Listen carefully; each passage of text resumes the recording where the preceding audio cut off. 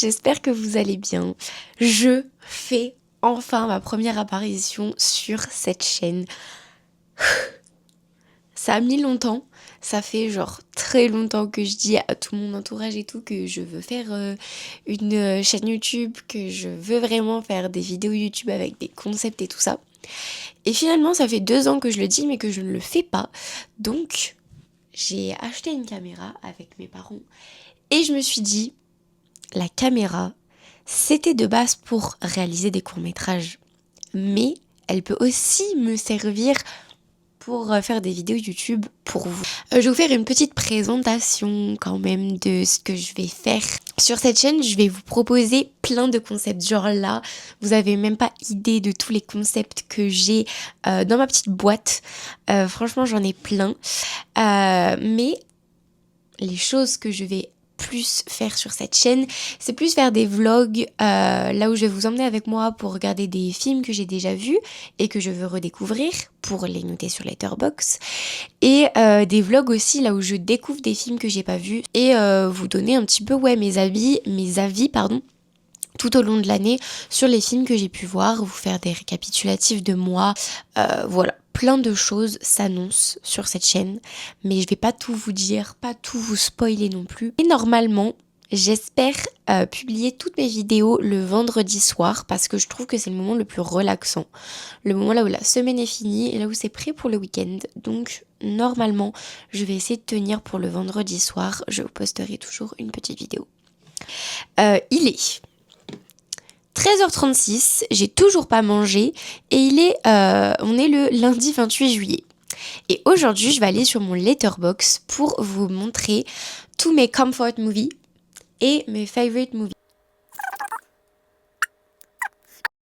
Comfort movie, j'ai à vous présenter celui que je recommande le plus finalement. C'est Freaky Friday. De Mark Waters et il est noté 3,5, donc franchement c'est pas mal pour un comfort movie. C'est l'histoire d'une mère et de sa fille qui ne s'entendent pas très bien parce qu'il y a beaucoup de disputes entre elles, et en fait un jour elles vont aller dans un restaurant chinois, il y a une dame qui va leur donner vous savez, genre les petits biscuits avec dedans un mot qui présage leur vie et leur futur. Bah en fait elles vont toutes les deux le manger. Et en fait, la nuit, leurs âmes vont se séparer. Enfin, genre, la fille va se retrouver, enfin, l'âme de la fille va se retrouver dans le corps de la mère, et ainsi de suite. Et du coup, elles vont échanger. Et ce qui est assez drôle, c'est que du coup, elles doivent totalement se comprendre. Elles vont avoir une relation qui va être sans dispute. Elles vont essayer de comprendre leur vie. Et c'est assez touchant et assez drôle parce que dans un sens, la fille, elle ne comprend rien à la vie et au travail de sa mère, et donc du coup c'est hyper drôle. Et c'est un film devant lequel il y a beaucoup de références. Il y a des acteurs connus comme Jamie Lee Curtis, Lindsay Lohan et Chiwetel Ejiofor, que je pense toutes les filles ont crushé sur ce mec. Donc franchement, regardez-le juste pour lui, ou re-regardez-le juste pour lui. Franchement, c'est un des films devant lequel je ris le plus avec mes parents, parce que je le regarde souvent avec mes parents. Et il y a une très bonne BO aussi.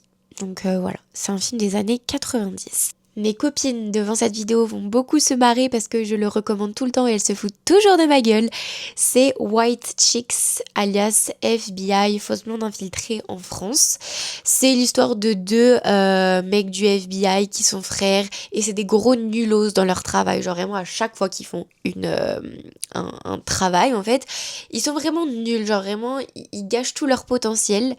Et du coup, ils vont se retrouver dans une nouvelle mission, là où ils doivent espionner un mec. Et en fait, ils vont se faire passer pour des filles. Donc, ils vont se faire déguiser en filles pour espionner un mec qu'ils doivent rechercher pour le FBI. Et en fait, c'est hilarant aussi parce que voir deux mecs qui sont dans le corps de meufs, c'est vraiment hilarant. Et surtout, les personnages aussi secondaires sont très très drôles. Donc franchement, je vous le recommande juste pour rire. Si vous avez un problème dans votre vie, si vous avez une petite peine de cœur, si vous avez, je sais pas, juste vous êtes réveillé du mauvais pied, Mais les gars, regardez ce film le soir, un vendredi soir, juste avant votre week-end, juste après ma petite vidéo, vous regardez ça. Franchement, il n'y a pas meilleur. Il n'y a pas meilleur médicament. Voilà. Ensuite, je vais pas faire quand même des résumés pour chaque film, mais il y a Love Rosie. C'est une romance avec comme acteurs connus Lily Collins et Sam Claflin. Et en fait, c'est plus un Friends to Lovers. Genre, ils sont amis depuis qu'ils sont tout petits et ils sont amoureux, mais ils se le disent pas. Et du coup, vous voyez toute leur vie qui est assez compliquée parce qu'ils n'osent pas se dire qu'ils s'aiment. Voilà. C'est un petit peu chaotique, mais c'est aussi très mimi. The Fallout avec Jenna Ortega. Et ce film-là, je l'ai vu il y a très longtemps. Et franchement, c'est un drame. Et ça m'a beaucoup bouleversée. Et c'est un drame qui est assez lent. Je crois qu'il y a beaucoup de personnes qui l'ont critiqué pour son rythme très lent. Et moi, justement, j'ai trouvé que ça allait très bien avec le mood du film, avec le scénario. Il y a pas de... Des fois, il y a des films là où il n'y a pas à avoir un rythme très rapide. Et ce film-là, c'est justement, ça parle d'un attentat dans un lycée et de deux adolescentes qui sont confrontées à cet attentat. Et vous allez voir du coup leur futur après cet attentat, comment elles vont réussir à grandir avec ça. Et c'est un fardeau très lourd à porter. Et c'est assez dur à regarder, assez triste, assez émouvant. Mais je trouve que justement cette part de ça touche à travers ce film, c'est quelque chose qui aussi fait du bien. Parce que ça nous apporte de la positivité et ça nous fait positiver sur notre vie, qui peut être très cool et dont on n'arrive pas à se dire que c'est cool la vie. Et finalement, bah, c'est cool quand on voit ce genre d'histoire. Comme Fort Movie, ça, Lilou va se moquer de moi encore parce qu'elle sait très bien que je vais le mettre en Comfort Movie. C'est Nos jours heureux, la. Je l'ai découvert il y a moins d'un an, les gars. Et moi qui adore les colos parce que je reviens d'une colo il y a à peine 5 jours, je peux vous dire que je suis matrixée par ce film. Surtout par Jean-Paul Rouve. Jean-Paul Rouve, je l'adore. Et particulièrement dans ce film aussi.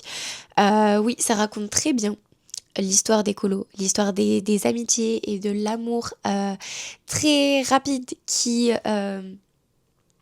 se lie dans les colos. Et bah, pour moi, l'avoir vécu, je sais très bien ce que ça fait d'être en colo et le avant-après et toutes les relations qui peuvent se construire en si peu de temps. Et franchement, c'est très agréable de regarder ce film-là quand vous faites pas de colo. Parce que justement, bah, ça vous raconte un petit peu ce que c'est que le mood d'une colo. Et ça peut vous donner envie d'en faire une. Et aussi pour ceux qui sont en colo. Genre, j'ai déjà des copines à moi qui m'ont dit ouais, moi j'ai vu ce film.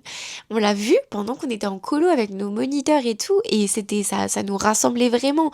On avait vraiment les mêmes liens que dans le film. Et pour voir que les comédies françaises bah, ne marchent pas trop. Parce que souvent, on peut se le dire, c'est un peu pourri. Celle-là est franchement vraiment bien. Ah là là, celui-là, je peux aussi le mettre dans mes films préférés. C'est Scream. Scream 1. Je vous le rappelle, c'est Scream 1. C'est pas les autres. Scream 1, j'ai une relation très particulière avec celui-là. Je pensais qu'il allait vraiment me faire flipper. Parce que on m'a dit oui, c'est un film d'horreur et tout ça, nanani, il y a un tueur, ça va faire flipper. Ok, ça m'a fait sursauter parce que bah genre les films d'horreur ça fait toujours sursauter, tu sais jamais quand est-ce qu'il arrive, même si tu sais pas, tu comprends. Et je sais pas pourquoi ce film, il y a tout dedans. Déjà j'adore l'automne, j'adore Halloween, donc ce film pour Halloween c'est juste parfait. Oui, un de mes potes m'a dit oui, il est complètement pourri ce film parce que le tueur ne se fait pas respecter. Mais c'est ça qui est drôle, c'est ça qui est drôle, ok? Toute l'histoire est vraiment fun. Le fait que ce soit drôle, le fait que ce soit flippant à la fois, le fait que les personnages soient juste iconiques, le fait que ce soit un film très vieux. Moi, j'aime trop les films vieux. Et franchement, lui, il est vraiment cool. Et je sais pas, en fait, c'est vraiment un film là où tu ne sais pas ce que tu vas sortir comme phrase. Tu ne sais pas dans quel mood tu vas être parce que à la seconde d'avant, tu peux très bien sursauter Ensuite, tu peux très bien rigoler et ensuite, tu peux très bien pleurer parce que t'aimes trop les personnages et parce que tu t'es trop attaché finalement. Donc, ce film-là n'est pas à juger parce que il faut adopter un bon regard dessus. Pas, je sais pas, moi j'ai pas pris un regard critique sur Scream, mais je pense pas qu'il faut avoir un regard critique sur Scream. Je pense qu'il faut juste se laisser porter pour que ce soit votre film préféré. J'ai juste à vous dire ça. Et juste les gars, mettez-vous dans le noir, mettez des petites bougies, soyez seul ou bien accompagné, mais regardez-le dans le noir ou à Halloween. Croyez-moi, c'est les bons conseils. C'est mes films préférés ouais, de maintenant, quoi. Genre, tout au long de ma vie, j'ai regardé des films, finalement. Des films connus pour leur réalisation. Et des films normaux, là où c'est chill. Et j'ai mon petit top, quoi, finalement. Donc, me jugez pas. Premier film que j'ai à dire, c'est... J'ai regardé certains films de Quentin Tarantino avec mes copines. Et il y en a un qui est ressorti. Il y en a un qui est ressorti pour une seule chose, mais qui est importante à souligner parce que c'est vraiment la première fois que ça me fait ce choc. C'est Kill Bill 2, volume 2, finalement. Ce film, les gars, je l'ai mis dans mon top 4 Letterboxd pour une seule chose. C'est la qualité du scénario de ce film. Poids. Les gars, le scénario de ce film, il est juste incroyable. C'est la première fois vraiment dans ma vie que je regarde un film là où je me dis, le mec, il a inventé ça, la meuf, elle a inventé ça, mais qu'est-ce qui se passe dans sa tête? Enfin, genre, où elle a cherché toutes ces intrigues, où elle a cherché toutes ces petites, tous ces petits coins d'histoire qui nous éparpillent un peu partout, qui nous vraiment, genre, on ne sait plus où aller avec ce film. On ne sait plus. Je vous jure, le 1, il est beau. Il est beau à travers les décors, il est beau à travers la colorimétrie. Mais Kill Bill 2, c'est quelque chose. Enfin, genre vraiment, c'est un empire romain, le truc. Ça fait vraiment roche. C'est costaud. Ensuite, un film qui a gagné un Oscar. Même plusieurs Oscars. Moi, j'en ai retenu qu'un seul. Un seul. Anora. J'ai les larmes aux yeux. Je sais pas si ça se voit. J'ai les larmes aux yeux quand je pense à ce film parce que je l'ai regardé jusqu'à 2 heures du matin. Je l'ai commencé à minuit. J'étais fatiguée. J'ai vu qu'il faisait 2 heures. Même plus de 2 heures. 2h20. Et j'étais très fatiguée. Hein. Franchement très fatiguée. Mais quand j'ai vu ce film, la beauté, juste ça m'a scotché. Alors certes c'était un peu long. Enfin, tu vois toujours des longueurs dans un long film comme ça. Surtout quand t'es fatigué. Mais franchement, j'ai pas dit non. J'ai pas dit non, je stoppe, je suis trop fatiguée. Non, je continuerai demain. Non, j'y suis allée jusqu'au bout. Et franchement, pour me faire tenir jusqu'au bout sur un film de 2h20 à 2h du matin, il faut le faire. Le scénario est franchement super. L'actrice May-Kay Madison, juste une pépite. Le réalisateur, c'est aussi une pépite. Il nous fait des plans séquences de 20 minutes, non j'abuse, 20 minutes, mais genre de 5-6 minutes, qui sont du coup, enfin tu vois que c'est long, tu vois que c'est pas genre comme les films Disney qui nous propulsent un petit peu des images de partout toutes les 1 seconde et tout. Non, là vraiment c'est vraiment des plans séquences de 5 minutes, 6 minutes, et tu ne t'en lasses pas. Et le truc c'est que des fois, je trouvais ça, genre je voyais le plan, je voyais qu'il durait longtemps, mais ça ne m'ennuyait pas. Et juste le fait qu'il ait hyper bien géré le rythme de l'histoire, ça m'a transporté autant que le jeu d'actrice de May-Kay Madison. Autant que le scénario, autant que la beauté du film juste. Parce que franchement, la beauté du film aussi, on peut en parler. Enfin, moi j'ai trop aimé. Je vous jure que vraiment j'ai été choc-barre. Parce que je me serais jamais dit, en regardant Anora, ok, ça va être un de mes films préférés. Jamais. Et pourtant, j'ai beaucoup d'a priori sur les films. Genre à travers les affiches, à travers ce qu'on me dit, j'ai du mal à faire la part des choses entre l'avis des autres et mon avis à moi. Et sur celui-là, quand mes copines, elles m'ont dit oui, moi j'ai pas aimé Anora, je sais pas comment t'as fait, j'ai pas changé d'avis. J'ai pas changé d'avis. Et d'ailleurs, je comprends toujours pas pourquoi il y a des gens qui n'aiment pas Anora. Mais bon, c'est les avis des gens, c'est les goûts et les couleurs. Les gars, pensez ce que vous voulez, mais juste allez le regarder. Et faites-moi aussi un avis, je ne vous juge pas si vous n'avez pas aimé. Mon troisième film préféré, c'est L'amour ouf. Ok, je vais m'expliquer. Lisea est en octobre. Elle va voir un film avec des acteurs très connus français, avec ses parents. Elle va dans la salle de cinéma. Et là, elle ne comprend rien. Dans sa tête, c'est mais les films français, c'est pas les films de Kev Adams ou je sais pas quoi. Moi, je pensais que le cinéma français, c'était de la daube avant. Vraiment. Je pensais vraiment que on n'avait pas notre légitimité dans le cinéma, que c'était pas ouf et tout. Mais quand j'ai vu ça, je me suis vraiment dit waouh, c'est des Français qui ont fait ça. C'est un film long, c'est un film beau, il y a des plans très réfléchis, très beaux. Là, on voit la lumière, c'est très théâtral.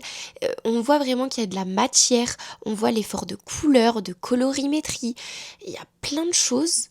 Genre vraiment, je me suis juste pris des claques, durant tout le film. Plein de claques.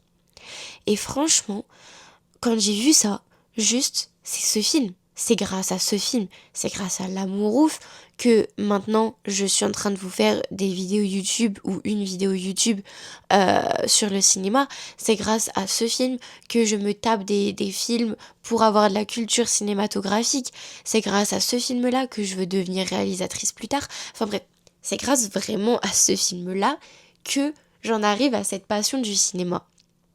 Certes, c'est pas le meilleur des films, je suis totalement d'accord avec vous, mais quand je le mets dans ma catégorie des 4 films préférés, c'est juste parce que c'est lui qui m'a transporté vers ce monde et je l'ai re-regardé et je l'ai tout autant apprécié après tous les films classiques que j'ai vus. Genre vraiment, je l'ai tout autant apprécié. Et quand j'ai re-regardé après les interviews des acteurs et de Gilles Lelouch qui est mon idole à l'heure d'aujourd'hui, je me lasse toujours pas de leur personnalité, de leur personnage, de tout.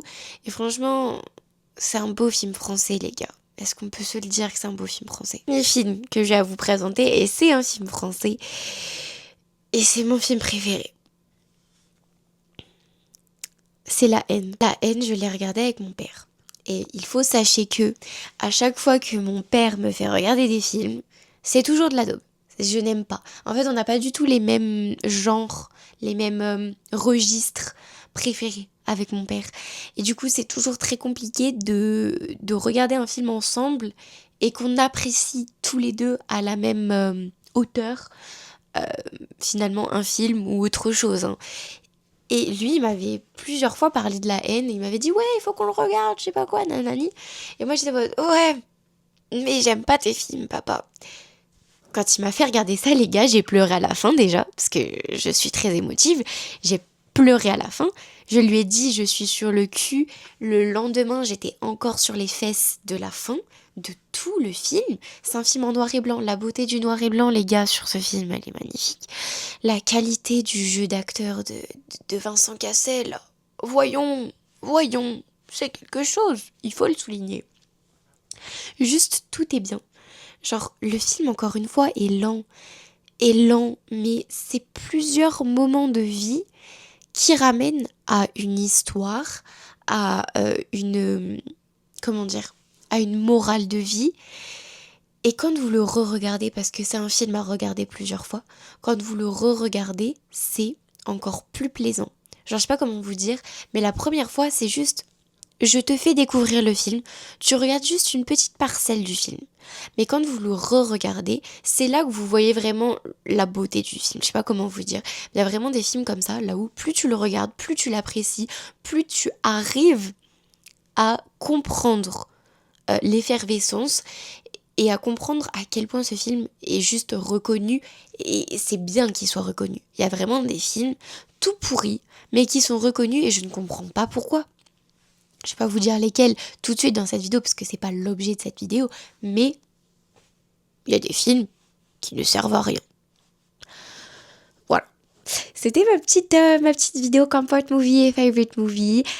Elle est terminée et franchement, j'espère que vous avez kiffé voir mes films. J'espère que vous allez les regarder si vous ne les connaissez pas. Et j'espère que vous allez les apprécier comme je les ai appréciés. Maintenant, j'ai juste qu'une chose à vous dire. C'est la prochaine vidéo et à vendredi prochain.